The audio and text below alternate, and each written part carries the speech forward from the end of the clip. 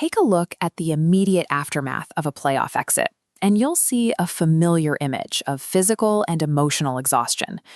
This is Luka Doncic, a player whose offensive possession contribution is among the top 3 in the league. NBA front offices routinely commit $50 million salaries to stars who dominate the regular season box score like this, despite defensive metrics that rank among the worst of their peers. It's a recurring pattern.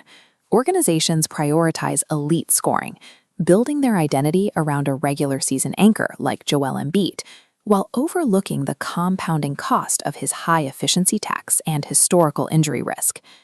To understand why these rosters consistently fall short in May, we have to look at the Data Dunk NBA core framework. It is a unified theory that maps a champion's DNA, from millions on the cap sheet to footwork on the hardwood. Without this specific lens, teams aren't building contenders. They are spending their entire budget on regular season wins that evaporate the moment the competition tightens in the postseason. The framework filters championship eligibility through a macro-layer metric called the Roster Quality Score, or RQS. This represents a zero-exception law. Every single champion since the year 2000 has finished in the top 5 of RQS among playoff teams. If a front office fails to clear this RQS filter by March, their historical probability of winning the title drops to 0, regardless of the star power on their roster. Moving from the roster to the individual, we look at the Anchor Quality Index, or AQI. This is the stack's highest correlating metric for championship outcomes.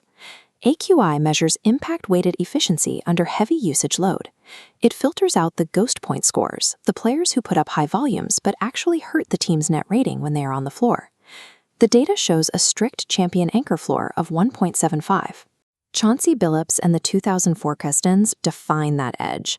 His AQI of 1.748 is the lowest ever recorded for a primary title anchor.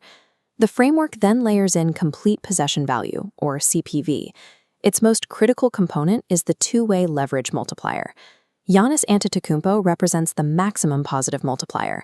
When a player is elite on both sides of the ball, their two-way competence creates compounding matchup problems that make their offense even harder for opponents to stop. Lopsided stars face a negative multiplier. If a player is great on offense but poor on defense, the opponent schemes to target them on every possession, negating their raw offensive numbers. For Anthony Edwards, the multiplier fluctuates. His CPV is good when he scores, but it reaches historic levels only when his defensive buy-in is sustained.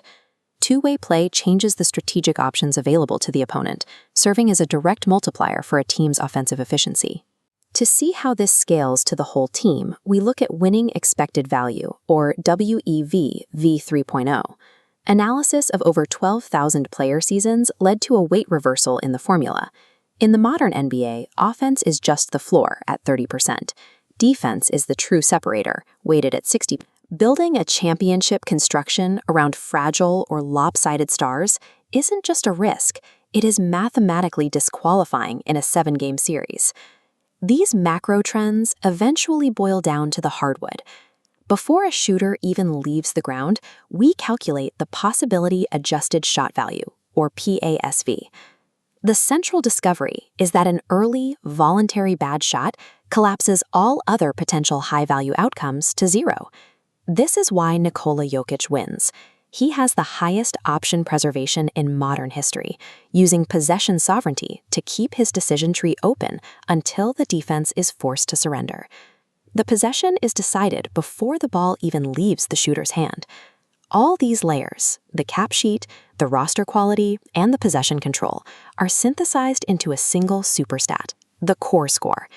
The formula starts with the ceiling of winning expected value, adjusts for the floor of structural fragility, and subtract the tax of playoff decay.